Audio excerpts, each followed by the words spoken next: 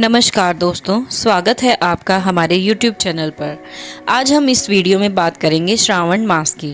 श्रावण मास कब से शुरू है, कावड़ यात्रा कब से शुरू है, इसके नियम और महत्व क्या है, सावन में बेलपत्र चढ़ाने की क्या विधि है और श्रावण मास कब तक चलेगा, इसके शुभ संयोग और महत्व क्या है, इन सब चीज़ों के बारे में आज हम जानेंगे। तो चलिए शुरू करते हैं।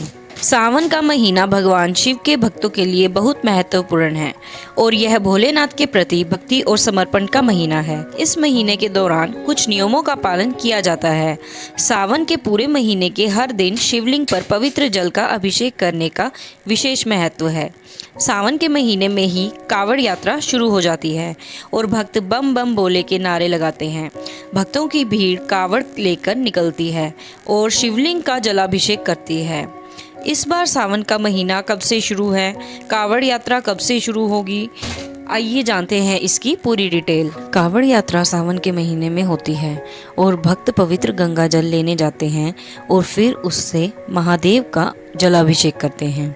भक्तों की मान्यता है कि ऐसा करने से भगवान शिव प्रसन्न होकर उन्हें आशीर्वाद देते हैं और उनकी मनोकामनाएं पूरी करते हैं।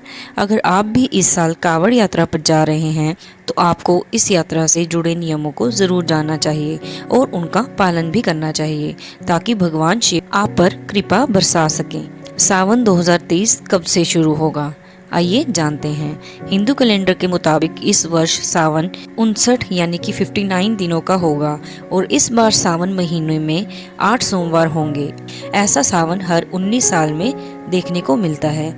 इस साल यानी 2023 में श्रावण मास 4 जुलाई 2023 को शुरू होगा और 31 अगस्त तक रहेगा। सावन की शुरुआत के साथ ही कावड़ यात्रा भी शुरू हो जाती है।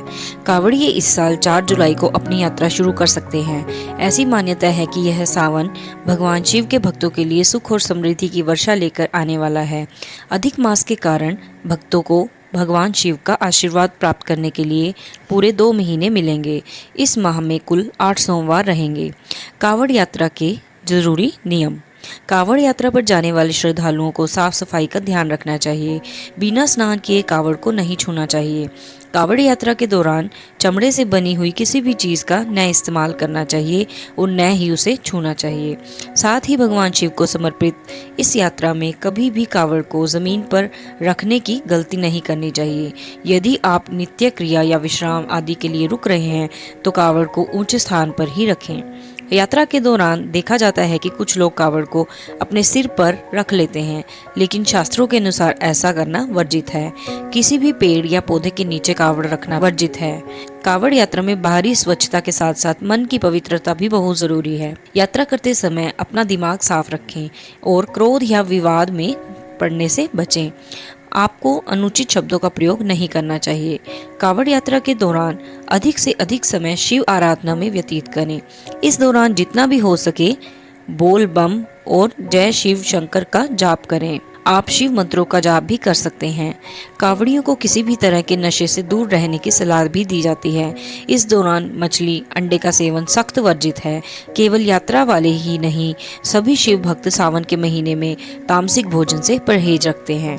कावड़ यात्रा में शामिल होने वाले श्रद्धालुओं के लिए नियमों का पालन करने से ज्यादा जरूरी भगवान शिव के प्रति अपनी आस्था बनाए रखना है। तो आइए अब जानते हैं सावन में किस विधि से अर्पित करें बेलपत्र तो शीघ्र प्रसन्न होंगे महादेव, पूरी होगी हर मनोकामना। सावन का महीना भगवान शिव को समर्पित है। इस दौरान शिव भगवान की पूजा अर्चना की जाती है। कहते हैं जो भक्त पूरी श्रद्धा से भोलेनाथ की पूजा करता है उसकी हर मनोकामना पूरी होती है। जैसा कि आप लोगों को पता ही होगा कि सावन के महीने में भोलेनाथ पर बेलपत्र चढ़ाना बहुत ही शुभ माना जाता है। शास्त्रों के अनुसार बेलपत्र भगवान शिव को बेहद प्रिय है। बेलपत्र के बिना भगवान शिव की पूजा अधूरी मानी जाती है। कहते हैं कि बेलपत्र के पेड़ में शिव भगवान, माँ पार्वती के अलावा कई देवी देवताओं का भी वास होता है। सावन के महीने में खासकर बेलपत्र से जुड़ी कुछ बातों का विशेष ध्यान रखना चाहिए। कहते हैं अगर इन बातों का ध्यान न रखा जाए तो भगवान शिव नाराज हो जाते हैं। शास्त्रों के अनुसार भगवान शिव को बेलपत्र 3 से लेकर 11 की संख्या में चढ़ाना शुभ माना जाता है। वहीं जब भी बेलपत्र शिवलिंग पर चढ़ाएं तो इस बात का विशेष ध्यान रखें कि बेलपत्र का चिकना हिस्सा शिवलिंग पर ही रहे। तो आइए जानते हैं बेलपत्र चढ़ाते समय और किन बातों का ध्यान रखना चाहिए। ज्योतिष शास्त्र के अनुसार सोमवार का दिन भगवान शिव को समर्पित है, लेकिन सोमवार के दिन भगवान शिव को चढ़ाने के लिए बेलपत्र कभी भी नहीं तोड़ने चाहिए। बेलपत्र हमेशा एक दिन पहले तोड़कर रख लेने चाहिए। शिव पुराण के अनुसार एक ही बेलपत्र को बार बार भी चढ़ाया जा सकता है। अगर किसी व्यक्ति के पास बेलपत्र नहीं है तो चढ़ाए हुए बेलपत्र को पानी से धोकर दोबारा चढ़ा सकते हैं। शास्त्रों के अनुसार शिवलिंग पर बेलपत्र चढ़ाते समय इस बात का ध्यान रखना चाहिए कि बेलपत्र कभी भी कटा फटा न हो, इससे उसका फल नहीं मिलता। बता दें कि सोमवार के साथ साथ चतुर्थी, अष्टमी, नवमी, अमावस्या और संक्रांति के दिन भी बेलपत्र तोड़ने की मनाही होती है। इस दिन बेलपत्र तोड़ने से भगवान शिव क्रोधित हो जाते हैं। शास्त्रों के अनुसार बेलपत्र के पेड़ को कभी भी काटना नहीं चाहिए, इसे बढ़ते रहने देना चाहिए। कहते हैं बेलपत्र के पेड़ को काटने से व्यक्ति के जीवन में समस्याएं आने लगती हैं। अब आइए जानते हैं सावन महीने का आखिर इतना महत्व क्यों है। सावन वह महीना होता है जिसमें शिव भक्त भगवान की भक्ति में रम जाते हैं। सावन में पूरे महीने शिवालयों में भक्तों की भीड़ देखने को मिलती है। मान्यता है कि सावन में किए गए पूजा व्रत से शीघ्र फल की प्राप्ति होती है और भगवान अपने भक्तों की मनोकामनाएं पूरी करते हैं। खासकर सावन में पड़ने वाले सोमवार का विशेष महत्व होता है।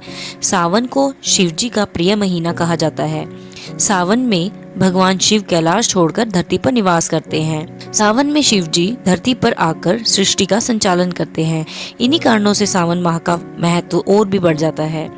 अब आइए जानते हैं भगवान शिव को कौन सी चीजें पसंद हैं। गंगा जल, शिवलिंग का गंगा जल से अभिषेक करने पर सुख समृद्धि आती है। केसर, शिवलिंग पर केसर से अभिषेक करने पर शिव कृपा की प्राप्ति होती है। गन्ने का रस, आर्थिक परेशानियों से छुटकारा पाने के लिए गन्ने के रस से अभिषेक करें। इत्र, मानसिक तनाव दूर करने के लिए इत्र से करें शिव जी का अभिषेक। दूध चढ़ाने से संतान की प्राप्ति होती है। दही, शिवलिंग पर दही से कार्यों में बाधाएं दूर होती हैं। घी, अच्छी सेहत के लिए सावन के महीने में करें घी से भोलेनाथ का अभिषेक। चंदन, सुख और शांति के लिए शिवलिंग पर चंदन का लेप लगाएं। शहद, समाज में मान सम्मान के लिए शहद से करें शिवलिंग का अभिषेक। भांग, कष्टों और बीमारियों से बचने के लिए भांग करें अर्पित। तो यह थी कुछ विशेष जानकारी जो कि श्रावण मास के बारे में थी। अगर आपको यह जानकारी पसंद आई हो तो प्लीज़ इस वीडियो को लाइक कीजिए और ऐसी ही कथा, कहानियाँ और जानकारी प्राप्त करने के लिए हमारे चैनल को सब्सक्राइब कीजिए। और प्लीज़ कमेंट बॉक्स में लिखना न भूलें कि आपको यह वीडियो कैसी लगी है। धन्यवाद।